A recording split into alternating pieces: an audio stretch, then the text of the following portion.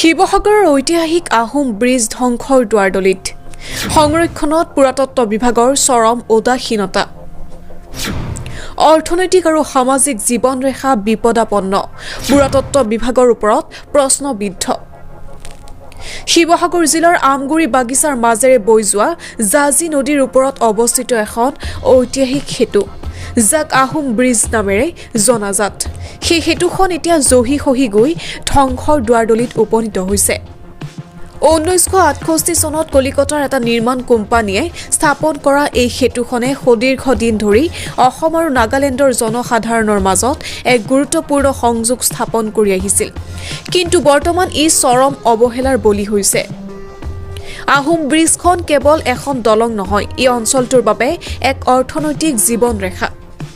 এই পথেৰে দৈনিক অসমৰ ব্যৱসায়ী আৰু সাধাৰণ লোকে সুপুৰীয়া ৰাজ্য নাগালেণ্ডৰ ইয়াচাং বস্তিলৈ ফলমূল শাক-পাচলি আৰু অন্যান্য সামগ্ৰীৰ ব্যৱসায় বাণিজ্যৰ বাবে অহা যোৱা কৰে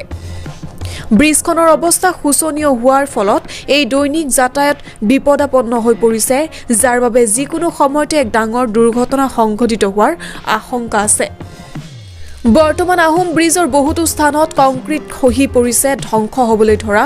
লোৰ অংশ ওলাই গৈছে আৰু ব্ৰিজৰ তলৰ অংশত ভেটিবোৰ দুৰ্বল হৈ পৰিছে স্থানীয় সচেতন মহলৰ অভিযোগ অনুসৰি ঐতিহাসিক গুৰুত্ব থকা সত্ত্বেও পুৰাতত্ব বিভাগ আৰু সংশ্লিষ্ট অন্যান্য বিভাগে ইয়াক সংৰক্ষণৰ বাবে কোনো ধৰণৰ পদক্ষেপ লোৱা নাই একাংশ সচেতন মহলৰ মতে ব্যক্ত কৰা অনুসৰি 600 বছৰীয়া আহোম ৰাজত্বৰ নামত থকা এই সেতুখনৰ এই দুৰাৱস্থা দেখি আমি আচৰিত হৈছো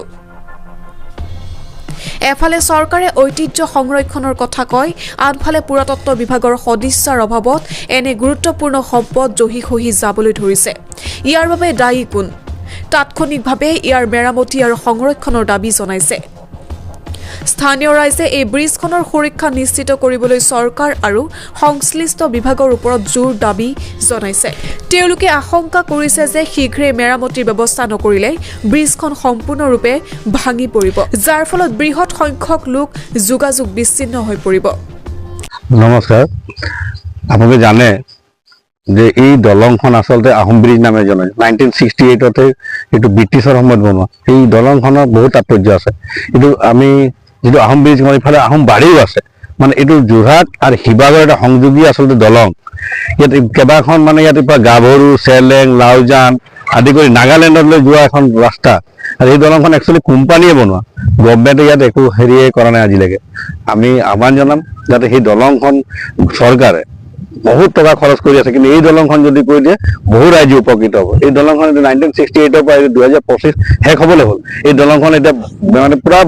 মাজডোখৰ প্ৰায় বহিয়ে গৈছে এইখন মানে এতিয়া আমাৰ কোম্পানীয়ে যি ৰিপেয়াৰিং কৰি আছে সেইটোৱে চলি আছে কেতিয়া ভগৱানে নকৰক কেতিয়াবা এইটো এক্সিডেণ্ট হ'বলৈ হ'লে বহু কিন্তু বিপদত ফচিব লাগিব ইয়াত বহু মানুহ বিপদত পৰিব আমি চৰকাৰক আহ্বান জনাম এই দলংখন যাতে পুনৰ ইয়াক নিৰ্মাণ কৰি সংৰক্ষণৰ ব্যৱস্থা কৰে যিহেতু এইখন আহোম মানে 100 বছৰ ৰাজত্ব কৰি গ'ল আহোমৰ এটা মানে তাৎপৰ্য আছে অসমখনত এতিয়া আহোম বিলাকক মানে যিবিলাক আহোম মানুহ সেই মানুহবিলাকৰ অন্তত মনটো ভাল লাগিব অসমখন আহোম বিলাকৰ নামত বিখ্যাত আছে গতিকে এই যাতে আহোম ব্ৰিজ এই দলংখন সংৰক্ষণ কৰে তাক আমি আহ্বান জনাইছো